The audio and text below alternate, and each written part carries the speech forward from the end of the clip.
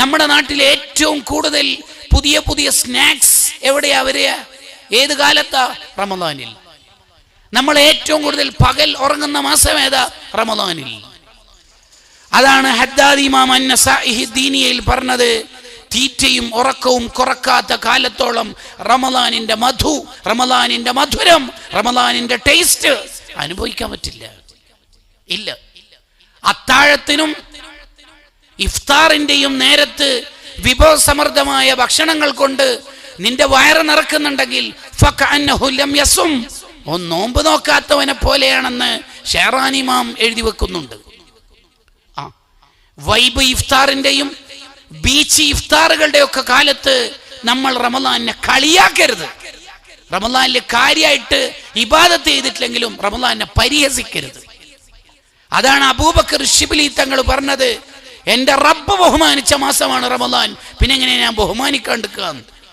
എൻ്റെ റബ്ബാണ് ഇതിനെ ബഹുമാനിച്ചത്, എൻ്റെ റബ്ബ് ബഹുമാനിച്ച മാസം ഞാൻ എങ്ങനെ ബഹുമാനിക്കാതിരിക്കുക?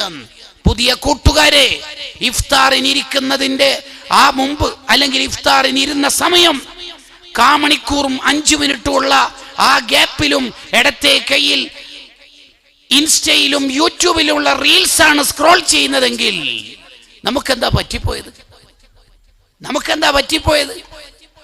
ദുആഇന് ഇജാബത്തുള്ള മലക്കുകൾ ആമീൻ പറയുന്ന ഇഫ്താറിന്റെ നേരത്ത് പോലും റീൽസുകൾ സ്ക്രോൾ ചെയ്തിട്ടാണ് നമ്മുടെ റമദാൻ കറങ്ങിത്തീരുന്നതെങ്കിൽ ഈ റമദാൻ അള്ളാന്റെ അടുത്ത് നമ്മളെ കുറിച്ച് എന്തു പറയും?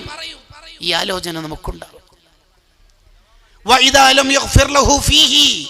റമദാനിൽ ഒരാൾ പാപങ്ങൾ പൊറുപ്പിച്ചിട്ടില്ലെങ്കിൽ പിന്നെ എപ്പോൾ? ആ ചോദ്യം നമ്മുടെ നെഞ്ചത്ത് തറക്കേണ്ട ഒരു ഹദീസാണ്. പിന്നെ എപ്പോൾ? അതൊരു ചോദ്യം. റമദാനിൽ കാര്യമായിട്ട് നമ്മൾ ഒന്നും ചെയ്തില്ലെങ്കിലും കുഴപ്പമില്ല.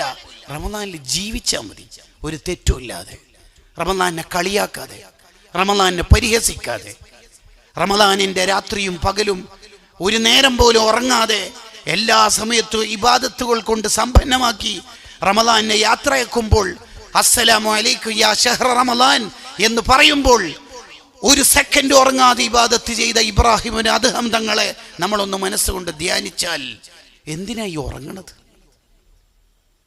അത്താഴത്തിന് ഒരു കാമണിക്കൂർ നേരത്തെ എഴുന്നേറ്റതിനാണോ 12 മണി വരെ വാശി തീർത്ത് ഉറങ്ങണത്? എന്തിനാ കൂട്ടുകാരെ ഇപ്പൊ ബല്യകര റമദാൻ എന്ന് എവിടെയോ ഉള്ള റമദാനെ മാടി വിളിച്ചത്? കളിയാക്കാനോ പരിഹസിക്കാനോ ആണോ? നമ്മളുടെ ഒരു റമദാനിന്റെ ഒരു കോലം 21-ാം തീയതി സൈൻതാത്തൻ്റെ അടുത്തുണ്ട്, 28-ന് ഉമ്മാമരുടെ അടുത്ത് പറഞ്ഞത്, 27-ന് ഇബ്രാഹിം കാക്ക പറഞ്ഞിരുന്നു, പിന്നെ ഞാൻ ഒറ്റിട്ട് അവന് കുറെ ഇഫ്താറുകളുടെ പെരുമഴക്കാല. നമ്മൾ ആ റീൽസുകൾ ഇഫ്താറുകൾ കൊണ്ട് നിറയാൻ പോവാണ്. ഇനി റമദാനെ കളിയാക്കരുത് കേട്ടോ. അല്ലാഹു ബഹുമാനിച്ച മാസമാണ് റമദാനാണ്. റമദാൻ എതിര് സാക്ഷി നിന്നാൽ പിന്നെ നമുക്ക് ശഫാഅത്ത് ചെയ്ത് രക്ഷപ്പെടുത്താൻ ഒരു മനുഷ്യനുണ്ടാവില്ല, ഒരാളുണ്ടാവില്ല, ഒരു മനുഷ്യനുണ്ടാവില്ല. വേറെ ആരെങ്കിലൊക്കെ എതിര് സാക്ഷി നിന്നാൽ ഒരുപക്ഷെ അമ്പിയാക്കളൊക്കെ ഇടപെട്ട് നോക്കും. റമദാൻ ഇല്ല. റമദാൻ അതിനെ നമ്മൾ ഏതർത്ഥത്തിൽ സ്വീകരിക്കാനാണ് പടിവാതിൽക്കലുള്ള റമദാനെ നമ്മൾ മുന്നിൽ കാണുന്നത്? വബല്ലിഗ്നാ റമദാൻ എന്ന് ഉസ്താദ് ദുആ ചെയ്യുമ്പോൾ, അല്ലെങ്കിൽ നമ്മൾ തന്നെ ദുആ ചെയ്ത് ഹൃദയം കൊണ്ട് ആമീൻ പറയുമ്പോൾ സ്വീകരിക്കണമേ എന്ന് കരുതുമ്പോൾ എന്തിനു വേണ്ടിയാണ് റമദാനെ നമ്മൾ മാടി വിളിക്കുന്നത്?